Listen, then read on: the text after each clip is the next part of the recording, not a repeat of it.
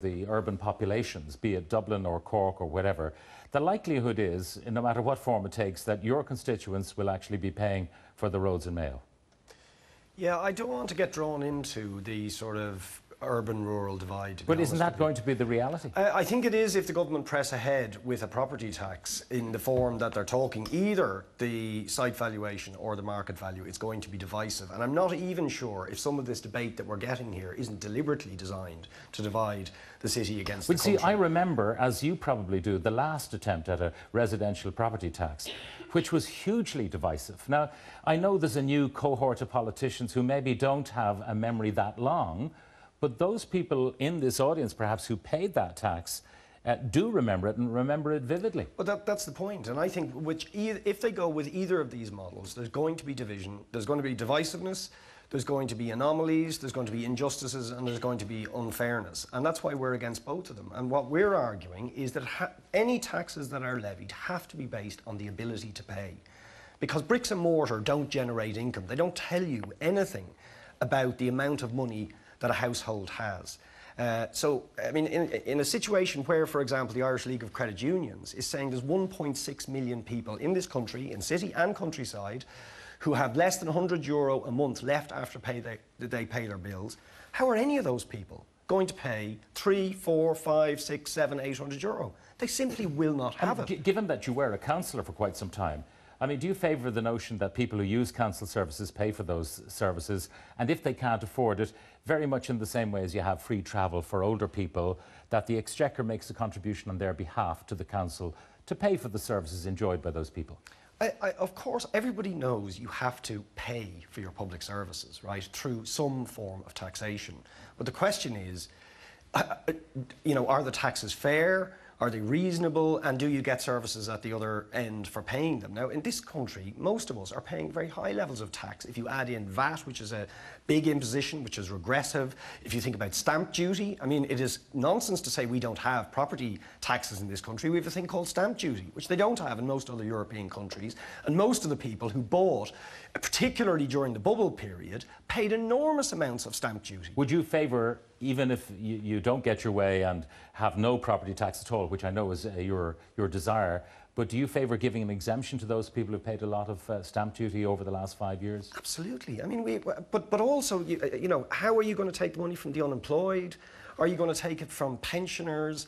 I simply believe that, you know, low and middle income families in this country cannot take any more of this cuts and austerity, and we have to look to those who have the money, who can afford it. And that means higher income taxes on people on high salaries and some sort of wealth tax, which is going to tax some of the huge accumulated wealth that exists in the hands of a very small proportion of the very wealthy in our society. I think that's the only fair way to levy taxes to fund our public services and deal with the deficit. I don't even know what you might say to this, but if you were extremely wealthy with huge amounts of assets, maybe hundreds of millions of assets, and the state decided to introduce a 75% wealth tax, would you hang around? Well, actually, that's not what we're proposing. I mean, we're proposing that you could put a 5%, even emergency wealth tax on the wealth and assets, excluding the family home, but other wealth and assets over a threshold of about €1 million, and also excluding farmland.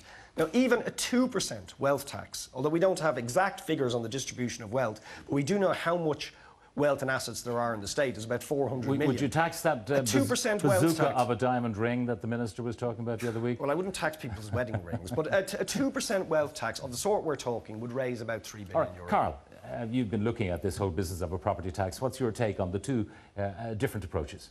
Well, I suppose when Michelle said that nothing has been decided, I was surprised because the Fine Gael manifesto talks about bringing in a site value tax, and in fact the programme for government on page 15 says we're going to look at different types of site value tax.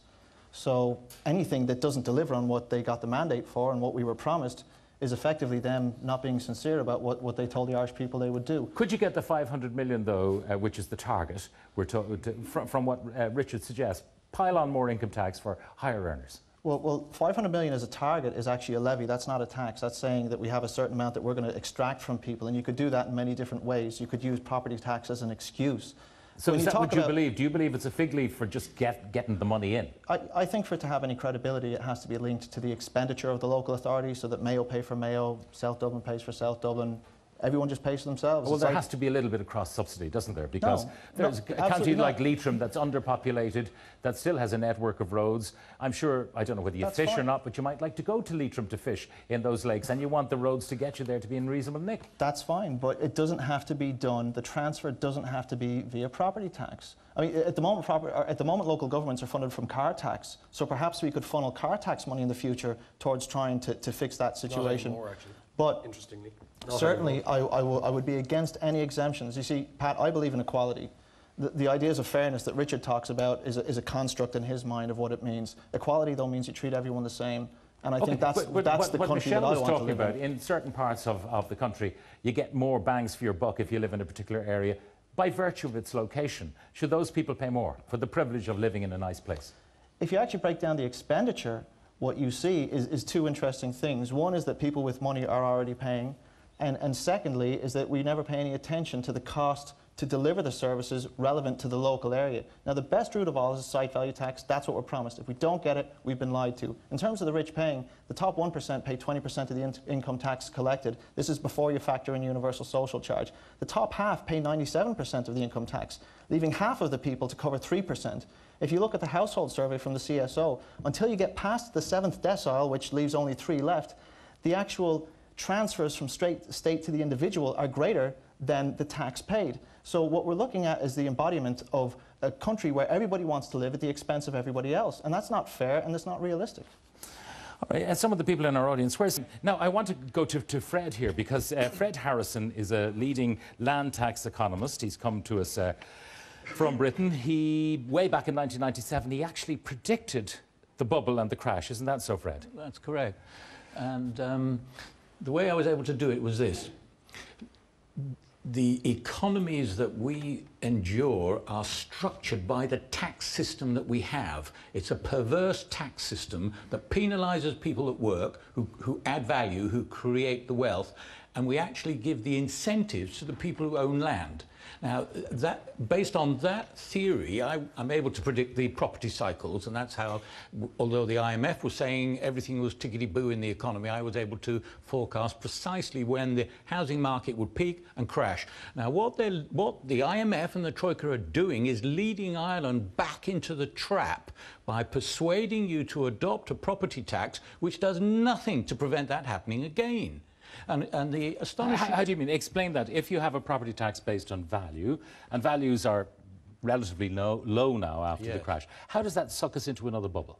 Well, the bubbles happen over a period of about 18 years. So at the moment, people are consolidating the disaster that's already happened.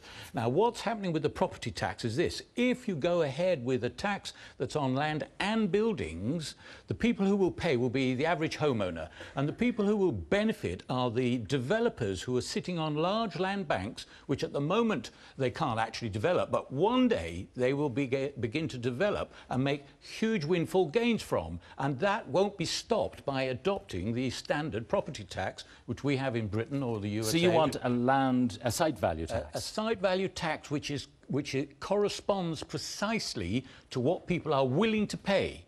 And that is tailored to the services that people want in the locations where they want to live or to work. So you see, actually, although you don't have one at the moment, you do have a property tax, but you pay the property tax to the current owners of property when you buy the property, instead of to the councils that are providing the services. So if you, in the bad old days of the good old days of the Celtic Tiger, you paid €200,000 for a site, which made the guy who owned the site maybe €150,000. It really should only have been 50,000. So you've made 150 grand for him. That's correct. And if the charge had been on the properties either sold or... There to speak, I mean, nearly 70% of people have paid the household charge, right? What is happening is that money has been... That's not... No one is compensating. Action there. The site tax was also advocated by Fred. What's your feeling about whether this is viable at all, with exemptions, without exemptions? I think it is, and again, with exemptions, I mean, no one is compensating people because they buy a car and it falls in value and then say you don't have to pay road tax. You've always got people who say, oh, I pay loads of tax. but they But never the people really who look at paid what in the, the what the last couple of services years, cost. who paid massive stamp duty in the last couple of years, they feel really I'm sorry aggrieved. for you, but there's winners and losers in life. I like, is it really our job to compensate someone because of that? Now, I would also offer a correction. The lady in the front row said that Fine Gael were against property tax. You're actually correct. Page 11 of their manifesto, quote, I just happen to have this with me. Fianna Fáil's proposal, now endorsed by the Labour Party, to introduce an annual recurring residential property tax on the family home is unfair. We will do this by reducing spending in local authorities, and after 2014 local elections, find fair alternatives to Fianna Fáil and Labour's recurring annual tax. So you actually were right, and Michelle doesn't know her own party's documentation. In fairness, though, that is, get us elected now and then we'll screw you in 2014 with our own version of the tax. Isn't that what they were saying? But the whole point is, if people understood the cost of running a local authority and they were given a tax that broke down what it was spent on and why, if you're not willing to pay that, what you're saying is, I want something free.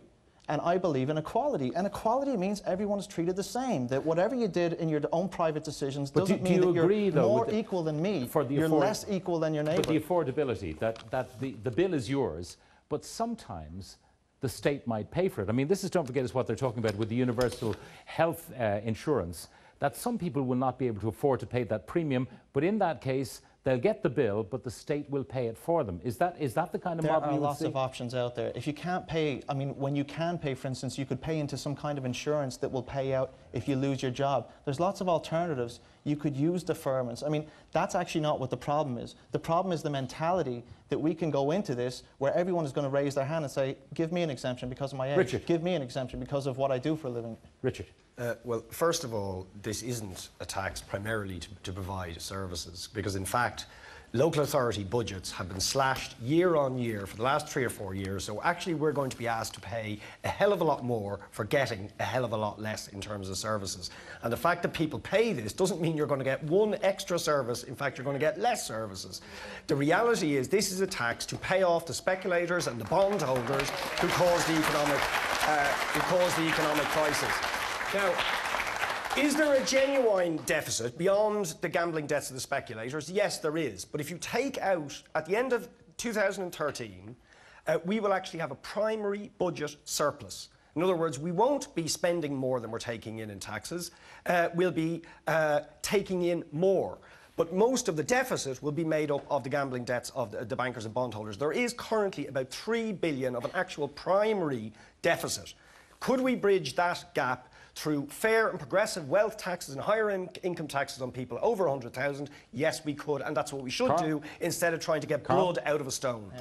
Well, I think Richard and guys like him usually say tax people over 100 grand because no one who's a socialist ever earns over 100 grand. There's nothing that happens when you reach €100,000 that magically makes you rich. You can afford it. No, you can afford it, Carl. Because you actually don't know what rich means. Do you think we should take it off people who can't pay their bills? And liabilities. That's called wealth, not income. Income is not rich. Carl, it's a flow of funds. How, in all honesty, he do you actually doesn't expect understand people... what he's talking about, and that's the frustration, is trying Carl, to break through that. Okay, Michelle, I'll give you the last word on this. What I'd like to say is, Richard talks about wealth tax, wealth tax, wealth tax. From my own experience, whether people are from who have run businesses, whether people who are in negative equity with their houses, everybody is under pressure in a different form. So this is an elusive sort of throw-out statement. We'll get, who are these wealthy people? I'd like to know who these wealthy people are that don't have the difficulties, that don't have difficulties on account of the way the economy is. Yeah, Dennis O'Brien should pay for the country. Yeah. That's not real. You have to get particular list. We will draw this part of the programme. Guys, we're going to draw